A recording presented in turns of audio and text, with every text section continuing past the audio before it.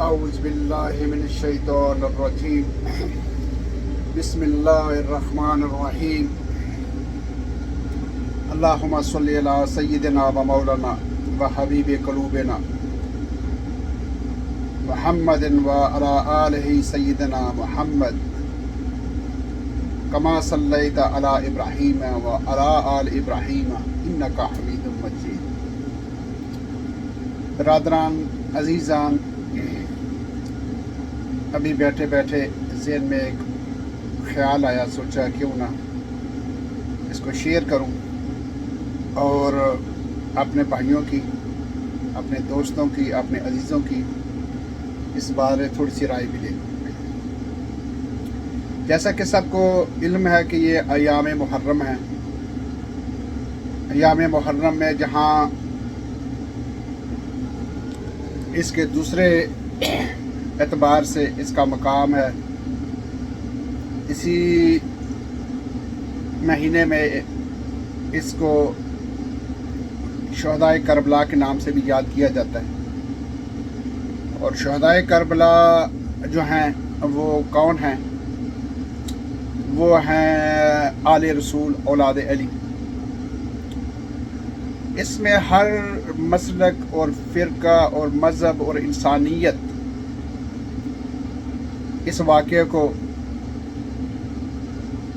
دکھ، درد اور تکلیف اور غم سے پہچانتے ہیں، اور ہر انسان جس کا اسلام سے تعلق نہیں بھی ہے، اگر اس کو یہ واقعہ بیان کیا جائے تو وہ اس کی آنکھیں جو ہیں وہ نم ہو جاتی ہیں، وہ افسوس اور دکھ کا اظہار کرتا ہے اور ان سے محبت اور عقیدت اور ہمدردی کا اظہار کرتا ہے۔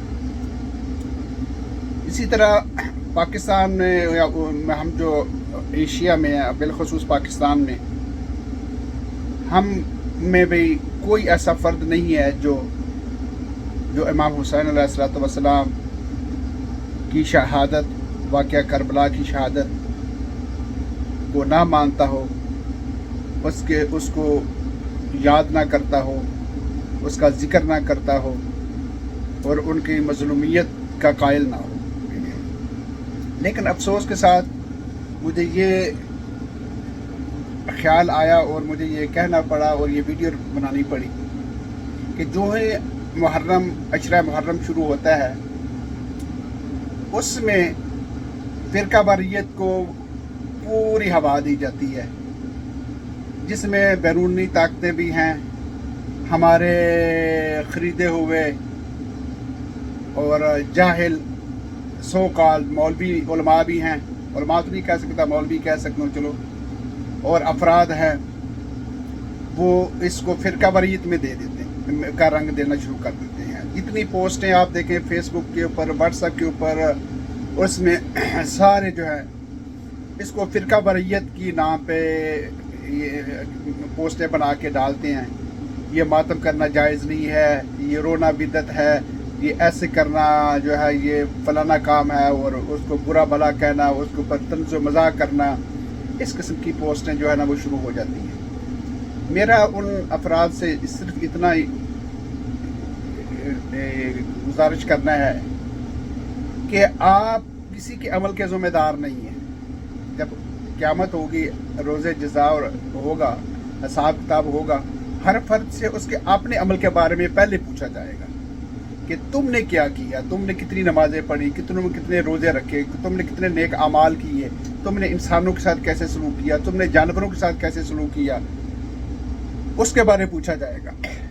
تو آپ جو ہیں، آپ اگر امام حسین علیہ السلام کو مانتے ہیں، واقعہ کربلا کو مانتے ہیں، نواسہ رسول کی عظمت کو مانتے ہیں، ان کی شہادت کو مانتے ہیں، تو آپ جس طریقے سے بھی منانا چاہیں، جس طریقے سے بھی اظہار کرنا چاہیں، جس طریقے سے بھی اس دن کو گزارنا چاہیں وہ ضرور گزاریں۔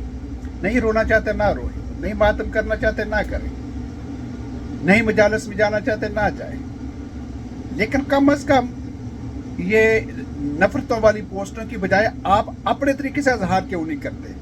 اگر آپ مانتے ہیں تو یقینی آپ مانتے ہیں، یہ میرا یقین ہے، لیکن آپ سیاست کی نظر، ملا گردی کی نظر، آپ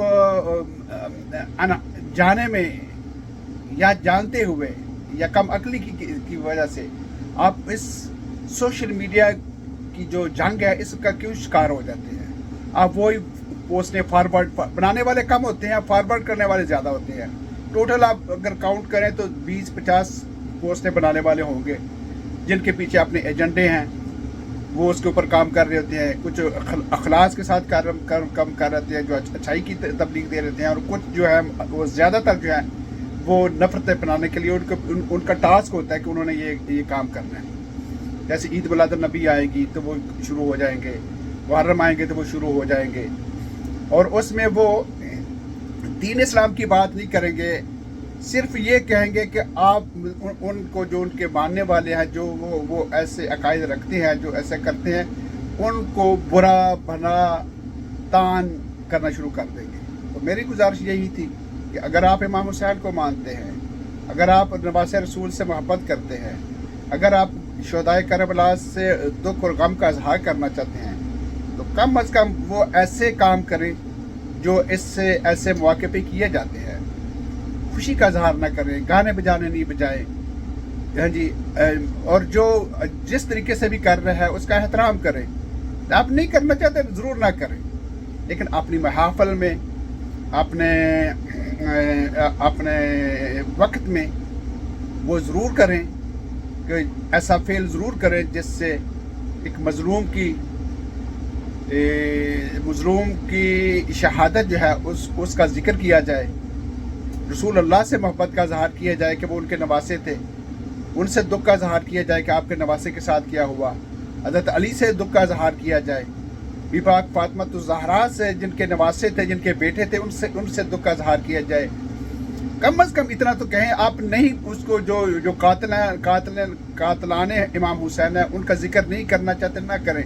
अगर आप लेकिन इमाम हुसैन को तो आप मानते ना, जिसने भी किया आप उनसे बेजारी का इजहार करें और अपने तरीके से बैठ के उनका जो है वो जिक्र करें, उनकी याद करें।